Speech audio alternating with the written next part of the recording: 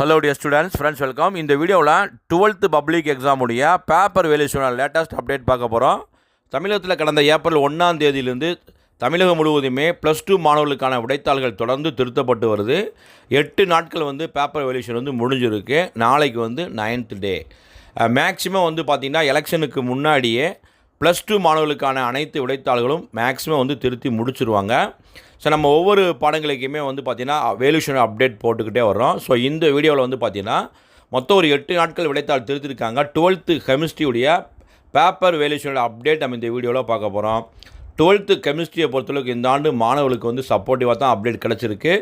Mostly மிக முக்கியமாக பார்த்திங்கன்னா ஃபெயிலியர்ஸ் ரொம்ப ரொம்ப குறைவு அப்படிங்கிறது தான் ரொம்ப சந்தோஷமான விஷயம். காரணம் என்ன அப்படிங்க பார்த்திங்கன்னா அவங்க மினிமம் ஒரு 15 மார்க்ஸ் எடுத்தால் பாஸ்.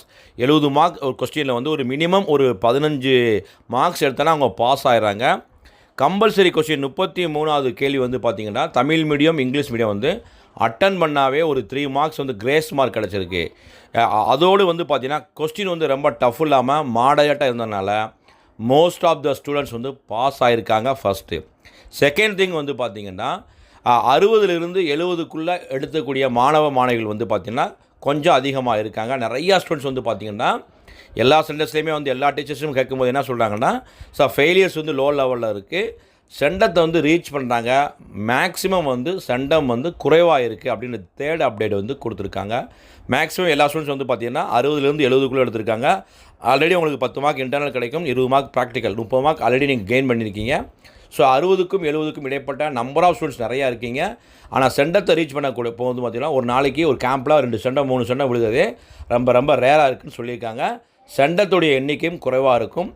அதே மாதிரி ஃபெயிலியர்ஸுடைய எண்ணிக்கை ரொம்ப ரொம்ப குறைவாக இருக்குன்னு சொல்லியிருக்காங்க. இதே மாதிரி அனைத்து பாடங்களுக்கும் இருக்கணும். மாணவர்கள் எதிர்பார்த்து அந்த எக்ஸ்பெக்டேஷன் ஸ்கோர்லாம் வரணும். எல்லா ஸ்டூடெண்ட்ஸ் எதிர்பார்த்துருக்காங்க. ஏன்னா கவுன்சிலிங் அவனுக்கு மார்க்ஸ் ரொம்ப ரொம்ப முக்கியமாக இருக்குது. ஸோ எல்லா ஸ்டூடெண்ட்ஸும் அந்த மே 6ஆம் தேதி +2 உடைய ரிசல்ட்ஸ்க்காக வெயிட் பண்ணுறாங்க. இன்னும் 2 அல்லது 3 நாட்களில் மெயின் சப்ஜெக்ட் எல்லாம் வேல்யூஷன்லாம் முடிஞ்சிடும். அடுத்து தமிழ் அண்ட் இங்கிலீஷ் பார்த்திங்கன்னா மற்றைய பாடங்களை விட கூடுதலாக 2 அல்லது 3 நாட்கள் ஆகும். ஓகேங்களா? எலெக்ஷனுக்கு முன்னாடி மேக்ஸிமம் எல்லா சப்ஜெக்டையுமே ரசப் பண்ணி முடிச்சிருவாங்க. ஸோ இந்த அப்டேட் பிடிச்ச லைக் பண்ணுங்கள், மறக்காமல் இந்த வீடியோ ஃப்ரெண்ட்ஸ்க்கும் ஷேர் பண்ணுங்கள். All the best. தேங்க்யூ.